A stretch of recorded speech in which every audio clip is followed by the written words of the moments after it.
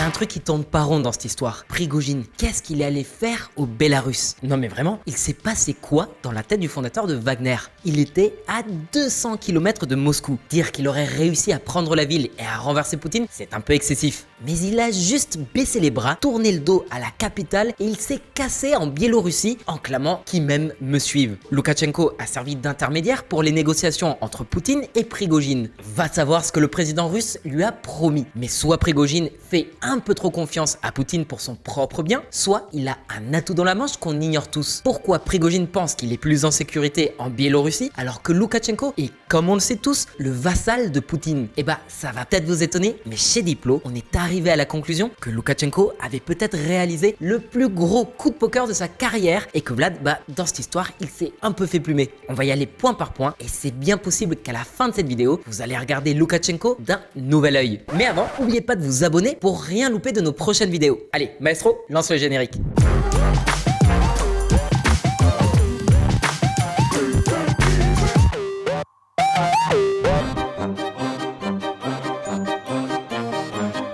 L'un de nos passe-temps favoris, c'est de regarder ce que les proles trop russes partagent comme bêtises sur Twitter. Actuellement, ils en sont convaincus, Poutine est le plus grand stratège de tous les temps et il vient de réussir un coup de génie pour déstabiliser l'Occident. On est forcé de reconnaître que c'est un superbe exercice de gymnastique mentale. C'est important de rester jeune dans sa tête. Donc voilà l'image qui tourne sur les réseaux sociaux depuis quelques jours. En fait, la tentative de coup d'état était fictive. Ça ferait partie d'un plan machiavélique pour désorienter l'armée ukrainienne et réaliser une percée jusqu'à Kiev. Quelle candeur, c'est presque attendrissant. On voit mal comment 25 000 mercenaires réussiraient à faire ce que 200 000 soldats ont échoué quelques mois auparavant. Et surtout, quel intérêt de simuler un putsch et de risquer de renvoyer l'image d'un président faible et en perdition. C'est normal de se demander si c'est une bonne nouvelle ou pas pour l'Ukraine. Mais qu'importe le sens qu'on veut lui donner, la tentative de putsch en a bien été une et elle a foiré. Et même si Poutine n'a pas été renversé, il a quand même perdu au change. Bon alors, ce putsch, qui en a réellement bénéficié? Mais Loukachenko, très clairement. Déjà, sur le plan diplomatique, le dictateur bélarusse est apparu en sauveur de Poutine, au moins en apparence. Parce que les fins connaisseurs de la sphère d'influence russe savent que Loukachenko n'a été que l'homme de paille de Poutine, un simple intermédiaire pour éviter l'humiliation et le discrédit au président russe. La base du pouvoir russe, c'est la force. Or, quand on est fort, on ne négocie pas avec l'ennemi. Donc Poutine a sauvé la face en acceptant une médiation externe plutôt que de pactiser avec son Brutus à lui. Ça peut paraître un détail, mais c'est une nuance très importante. En revanche, quand bien même Loukachenko a été instrumentalisé, il a réellement tiré son épingle du jeu et Poutine, lui, c'est pas brillant. On regarde ça de plus près. Un dictateur très endurant. Pour ceux qui ne le savent pas, on parle souvent du Bélarus comme de la dernière dictature d'Europe. Et à sa tête, Loukachenko qui règne depuis 1994. En plus, il assume complètement ce rôle. Il fait même pas semblant de diriger une pseudo-démocratie. Pas de République populaire démocratique de Biélorussie ou de République socialiste du Bélarus. D'ailleurs, on lui avait dédié une vidéo entière que tu peux regarder ici. Mais on va quand même te résumer les points les plus importants. Déjà, c'est un habitué des déclarations choc comme celle-ci. Il vaut mieux être dictateur que Alexander Loukachenko. Et quand la guerre a commencé, on s'attendait tous à ce que l'économie bélarusse s'effondre. Bah oui, elle aussi elle a été sanctionnée par l'Occident, sauf que contrairement à la Russie, elle ne produit ni du gaz ni du pétrole. La principale exportation de ce tout petit pays de 9 millions d'habitants, c'est les engrais à base de potasse. Ouais, le même qu'on utilise dans nos champs pour faire pousser les céréales et les patates. Ça et quelques entreprises de la tech qui du coup, elles sont parties. Guerre en Ukraine. Le développeur du jeu vidéo World of Tanks se retire de Biélorussie et de la Russie. Fleuron de l'industrie du jeu vidéo Neaminsk, Wargaming a annoncé le transfert de ses activités russes et biélorusses vers une ancienne filiale, avec laquelle l'entreprise a désormais coupé les ponts. Depuis les manifestations de 2020, plus de 20 000 salariés de la tech ont quitté la Biélorussie. Ces chiffres sont d'autant plus impressionnants si l'on tient compte du nombre total de salariés de cette industrie dans le pays, qui pèse entre 60 et 100 000 emplois. La Biélorussie a donc perdu entre un tiers et un cinquième de sa main-d'œuvre dans la tech, un secteur à forte valeur ajoutée avec des travailleurs hautement qualifiés. Ça laisse pas grand-chose au pays, des engrais et une petite industrie métallurgique. L'autre problème de la Biélorussie, c'est l'isolement géographique du pays. La Biélorussie est une enclave avec d'un côté un pays en guerre avec une économie en très mauvaise santé et de l'autre, c'est l'Union européenne qui lui impose justement des sanctions. Avant même le début de l'invasion de l'Ukraine, la Lituanie avait déjà privé le régime de Minsk d'accès au port port de Klaipėda.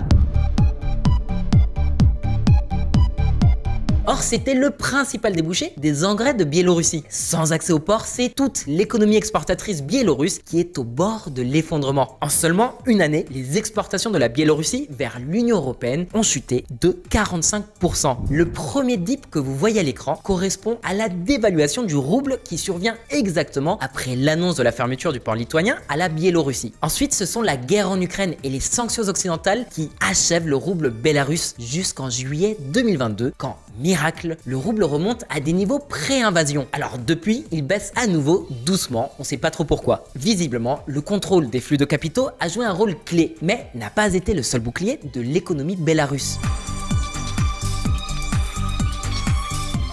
Alors, elles valent ce qu'elles valent, mais plusieurs estimations prévoyaient une chute de 10% du PIB biélorusse en 2022. Et bah, cette baisse, elle a bien eu lieu, mais elle n'est que de 4,7%. C'est assez pour caractériser une crise, mais c'est pas une crise aussi grave que celle à laquelle on s'attendait. Et ça s'explique comment? Mais la Russie.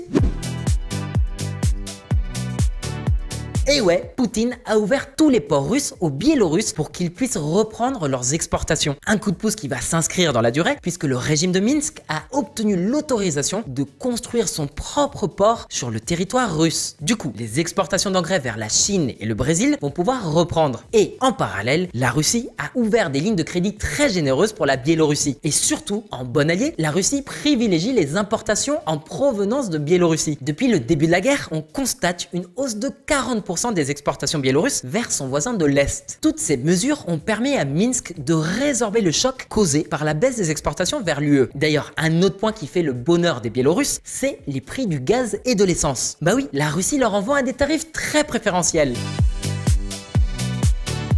Donc oui, la Biélorussie a souffert de la guerre en Ukraine, en tout cas au début. Mais dans un second temps, le régime a réussi à amortir le coup et à stabiliser l'économie. Et ça, c'est surtout grâce à la bonne volonté de Moscou. D'ailleurs, on ne parle pas que d'économie. Un dictateur au pied d'argile.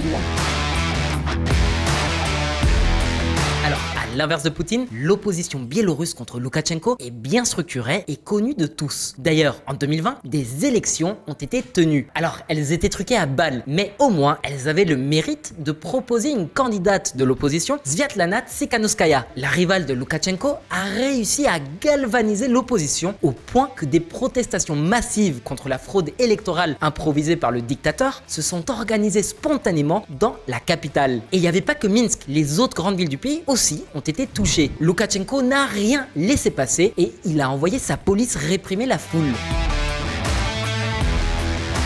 Depuis, Tsikhanouskaya est en exil en Lituanie. C'est de là qu'elle articule l'opposition. Et ils sont bons, ils innovent même le concept. Par exemple, ils ont lancé une app New Belarus pour coordonner les Biélorusses en exil et collecter des dons. De son côté, Loukachenko, il est un peu désarmé. Il peut continuer de réprimer l'opposition à domicile, mais il n'a pas assez de moyens ni de ressources pour s'en prendre à la diaspora ou aux opposants en exil. Pour l'anecdote, en mai 2021, il avait tout de même obligé un avion de Ryanair à atterrir à Minsk, à bord duquel se trouvait un journaliste de l'opposition, Roman Protasevich, qu'il avait forcé à des soi-disant aveux en direct à la télé. Bref, l'armée biélorusse, elle est en mauvais état. Elle ne compte que 50 000 soldats dont l'armement est désuet. Faut dire qu'il remonte à l'ère soviétique. D'ailleurs, si 50 000 soldats, ça vous paraît déjà pas beaucoup, dites-vous que parmi eux, seuls 17 000 sont réellement entraînés et prêts au combat. Et encore ça, c'est la fourchette haute. D'autres estimations tablent plutôt sur 6 000 à 10 000 soldats max. D'ailleurs, on n'est pas certain de leur totale allégeance à Loukachenko. Certains experts ont émis l'hypothèse que si le dictateur biélorusse n'a pas envoyé de troupes en Ukraine, c'est parce qu'il n'a pas réussi à convaincre ses généraux. Parce que oui, la Biélorussie a quand même permis aux troupes russes de traverser son territoire pour envahir l'Ukraine par le nord. Mais l'effort de coopération de l'état-major biélorusse n'est pas allé plus loin. D'ailleurs, cette décision, elle n'a pas du tout été du goût de tout le monde. En Biélorussie, les opposants à la guerre engagent la bataille du rail. Dans le pays qui sert de base arrière à l'invasion russe, les actes de sabotage contre le réseau ferré se multiplient. La société, l'armée et même le régime rechignent à envoyer des soldats combattre aux côtés des Russes. Mais la pression de Moscou augmente. Contrairement à d'autres dictatures, l'autoritarisme de Loukachenko n'est pas absolu. Il a du mal à tenir son pays. S'il y est parvenu jusqu'à présent, c'est notamment grâce à la Russie. Vladimir Poutine a proposé d'envoyer une assistance militaire au président biélorusse Alexandre Loukachenko pour le soutenir, alors que jusqu'à 200 000 manifestants se rassemblent pour exiger son retrait. Sans cette aide, c'en était fini de Loukachenko. Mais finalement, Poutine, il a eu du flair, parce qu'aujourd'hui, il a clairement vassalisé la Biélorussie. Poutine a lancé le déploiement d'armes nucléaires tactiques en Biélorussie. Le Bélarus est donc devenu un avant-poste stratégique de la Russie. D'ailleurs, dorénavant, la Biélorussie pourra disposer de cet arsenal nucléaire, mais dans un cadre extrêmement strict.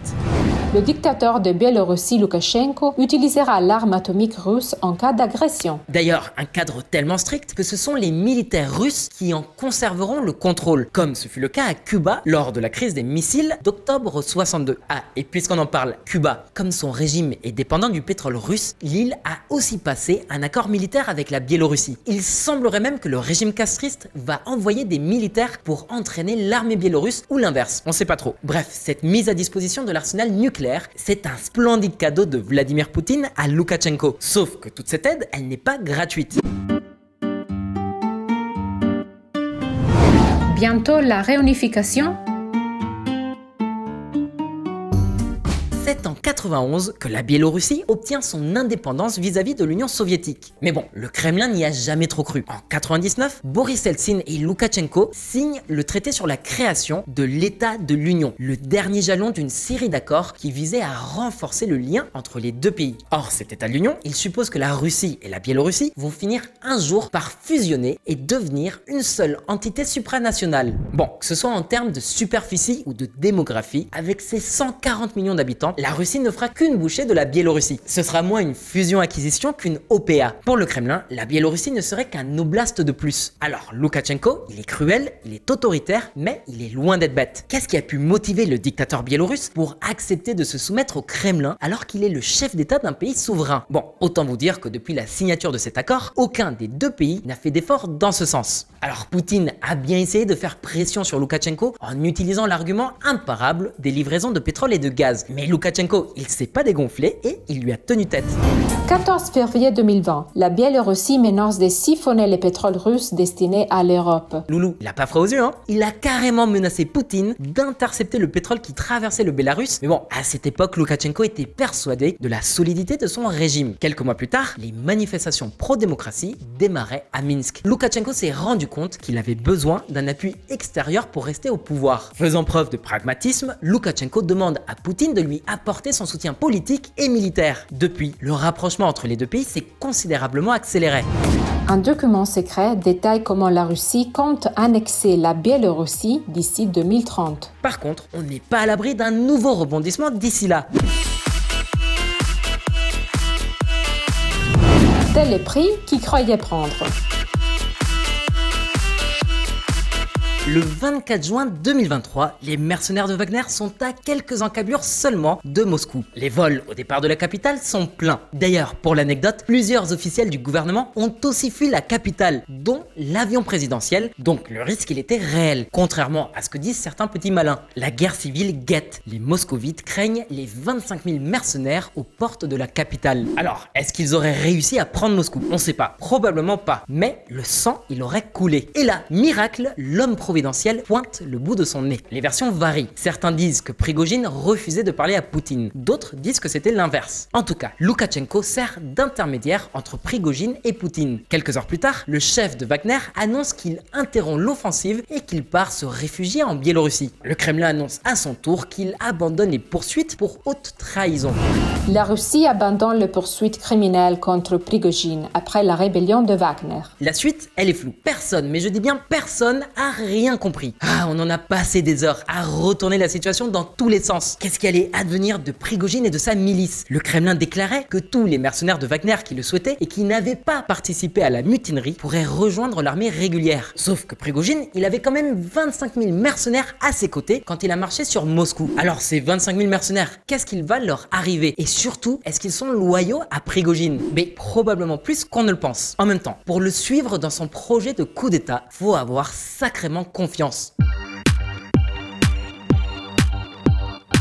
Et puis, on l'oublie souvent, mais dans les recrues de Prigojine, il y a plein d'anciens officiers et de soldats de l'armée russe. Alors d'accord, ils percevaient un très bon salaire, voire mirobolant pour certains hauts gradés, mais ils se battaient quand même aux côtés d'anciens détenus. Et ça peut vous paraître de la psychologie de comptoir, mais à la question de savoir si un ex-détenu peut être loyal, la réponse, à notre sens, elle est positive. On parle de gens qui ont tout perdu. Ils ont plus de famille, aucun horizon professionnel, et puis un beau jour, Prigojine, lui aussi un ancien taular, leur propose de devenir des héros de la nation. Forcément qu'ils sont séduits par cette perspective, et c'est pas la première fois non plus qu'on observe une milice avoir recours à pareille méthode. Ce phénomène, il a aussi été observé sous l'Empire romain, durant les guerres napoléoniennes ou la guerre civile états-unienne, plus récemment côté soviétique durant la Seconde Guerre mondiale, et il y a encore plein d'exemples. Donc voilà, aux yeux de Loukachenko, Prigojine n'est pas un réfugié politique. Il reste à la tête d'une puissante organisation paramilitaire et il a ramené toute sa meute avec lui, ou en tout cas une bonne partie.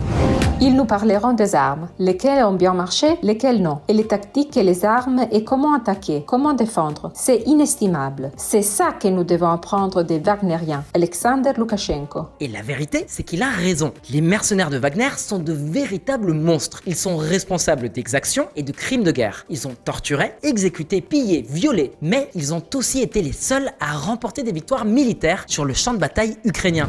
Le groupe Wagner construit 3 camps militaires au Bélarus, selon l'Institute for the Study of War de Washington. Loukachenko, il en perd pas une d'occasion. Et la thune pour financer Wagner, il va la trouver où? Parce qu'il faut pas oublier que la milice paramilitaire avait des contrats avec le Kremlin. Faut bien payer les mercenaires pour éviter un soulèvement. D'ailleurs, petit aparté, mais depuis la tentative de putsch, on a appris que l'État russe avait financé Wagner de A à Z.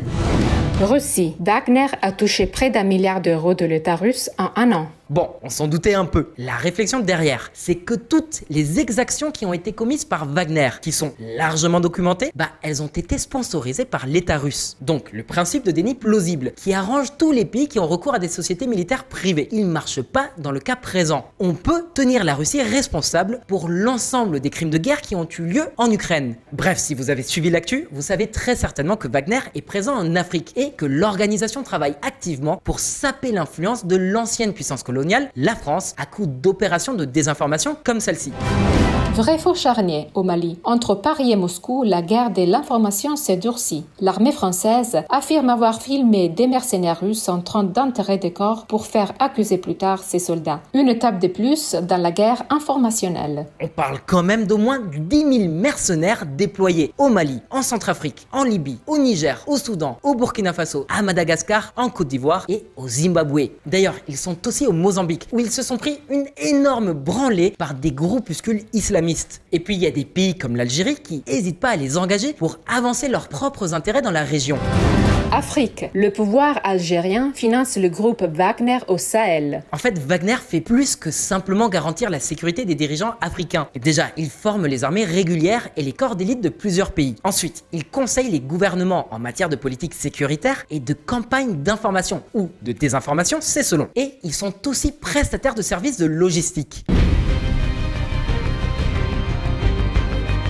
Et à présent, Wagner contrôle aussi plusieurs mines en Afrique que l'entreprise exploite pour se rémunérer. De l'or, des minerais, des terres rares, des pierres précieuses, tout ça, ça ira plus dans les caisses du Kremlin, mais directement dans celles de Prigojine. En vrai, on pourrait continuer à déblatérer des heures sur la présence de Wagner en Afrique, mais on va attendre que ça se tasse un peu pour voir comment Moscou remplace la société militaire privée ou si, au contraire, il continue de coopérer en Afrique. Mais ce qui est sûr, c'est que Poutine ne peut pas se payer le luxe d'envoyer des troupes conventionnelles en Afrique donc pour remplacer Wagner. Il a besoin de toutes les forces disponibles en Ukraine ou en Russie pour garantir qu'il n'y ait pas de nouvelles tentatives de coup d'État. Mais Poutine, il a aussi besoin de conserver son influence en Afrique, qu'il a acquise au prix de milliards de roubles et qui lui permet de compter sur le soutien d'une partie de la communauté internationale. Donc c'est probable que Wagner et le Kremlin adoptent comme modus operandi une sorte de statu quo sur le continent africain.